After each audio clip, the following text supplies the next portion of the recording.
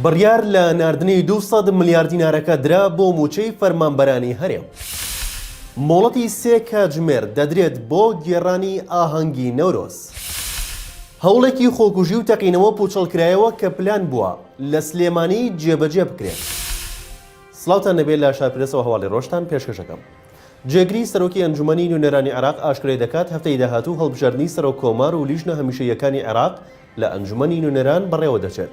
ئەمڕۆ سێشەممە لە شاری هەولێر حاکم زاملی جێگری سەرۆکی ئەنجومەنی نوێنەرانی عێراق ڕایگەیاند هەفتەی داهاتوو وادەی هەڵبژاردننی سەرۆک کۆمار و لیژنە هەمیشەیەکانی عێراق بەڕێوە دەچن.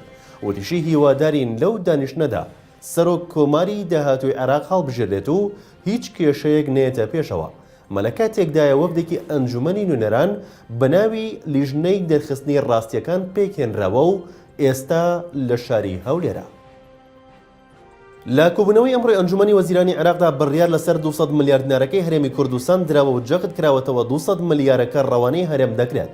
ئەمڕۆ ئەنجومەنی وەزیرانی عێراق بە سەرۆکایەتی مستەفا کازمی سەرۆک وەزیران کۆبوونەوە و بڕیار درا کە 200 ملیار دینار ڕەوانەی هەرێمی کوردستان بکات بۆ موچەی فەرمانبەران و لە چەند ڕۆژی داهاتووشدا ئەو بڕەپارەیە ڕەوانە دەکەن.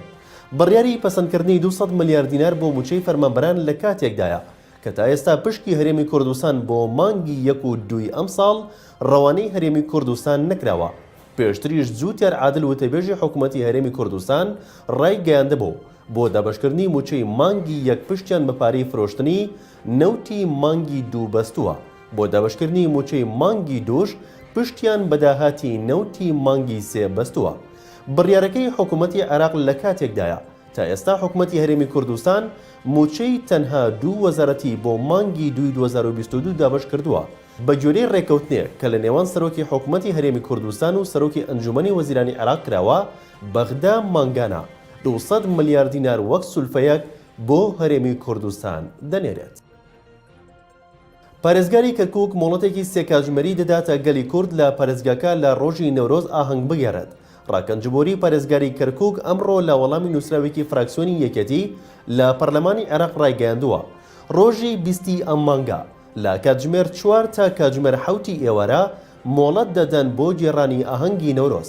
ڕاکەنجبووری پارێزگاری کەرکووک ئاماژی بۆش کردووە ئەو ئاهەنگەش لەژێر چاودێری هێزە ئەمنیەکان و ڕێگەش بە هیچ دروشمێکی نەتەوەی نادرێت کە برایەتی نێوان پێکاتە جیاوازەکان تێک بدات. هەر لە نووسراوەکەدا ئاماژی بەوەش کردووە جگە لەم ئاهەنگە لە ڕۆژانی داهاتوو ڕێگە بە هیچ ئاهەنگێکی دیکە نادات. 3 چەکداری خۆکوژی داعش دەستگیرکرا کە پلانیان دانابوو لە مانگی ڕەمەزاندا لە شاری سلێمانی کردەوەی تیرۆریستی ئەنجام بدەن. لیوا یەحیا ڕەسوول لە ڕاگەندراوێکدا ئەمەژەی بۆ کردووە بە پێی ڕاستپاردەی مستەفا کازمی فەرماندەی گشتی هێزە چەکدارەکان لە بۆسەیەکی هەواڵگری تایبەتدا دەستگای دژە تیرۆر بە هامانگی لەگەڵ بەڕێوەبەرەتی گشتی ئاسایشی سلێمانی هەوڵەکانی ژمارەیەک لە چەکدارانی داعشیان پوچەڵ کردەوە کە ئامادەکاریان دەکرد بۆ ئەنجامدانی کردەوەی تیرۆریستی خۆکوژی لە مانگی ڕەمەزاندا. ئەوەشی خستە ڕوو لە ئۆپەراسیۆنەکەدا 3 چەکداری خۆکوژی داعش لەناو پارێزگای کەرکووک دەستگیرکراون کە 2 کەسیان هەڵگری ڕەگەزنامەی بیانی و یەکێکیشیان هەڵگری ڕەگەزنامەی عێراقیە و بە پێی دانپێدانانەکانیشیان بەنیاز بوون لە شاری سلێمانی لە مانگی ڕەمەزاندا کردەوەی تیرۆریستی ئەنجام بدەن. لە هورشێغجەنگی لە پەیامێکدا ئاماژی بەوە کرد ئەگەر ئەم دۆخەی ئێستا چاک نەکرێت لە هەمومان تێک دەچێت. دوێنێ لە هورشێغجەنگی سەردانی ناو بازاری قەڵاتزەی کرد و ئاماژەی بەوە کرد هیوادارم دۆخەکە تێک نەچێت چونکە لە هەمومان تێک دەچێت و وتیشی میلەت چیتر بەرگە ناگرێت و لە ئێستادا خەڵک برسیە و بێهیوایی لە چاوی هەموواندا دەبینم. سەبارەت بە حکوومەتی هەرێمی کوردستان ئاماژەی بەوە کرد هیچ ئومێدێکم بەم حکوومەتە نەماوە و تەنها چارەسەر ڕێکەوتنە لەگەڵ بەغدا. حکومڕانی ئاوا ناکرێت لە کاتێکدا نرخی نەوت بە 120 دۆلار بێت موچە دابەش نەکرێت.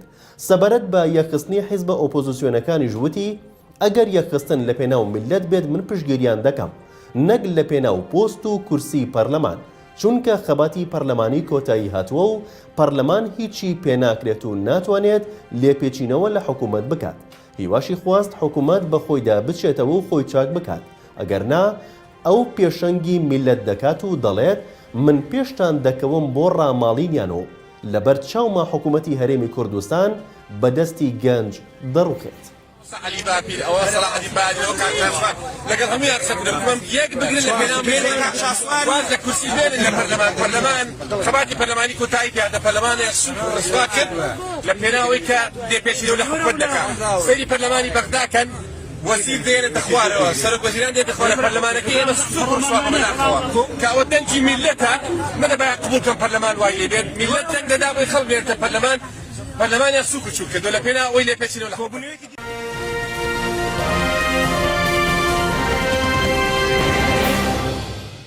لا شارپرسەوە هەواڵی ڕۆژتان پێشکەشکرا شاد و بەختەوەربن.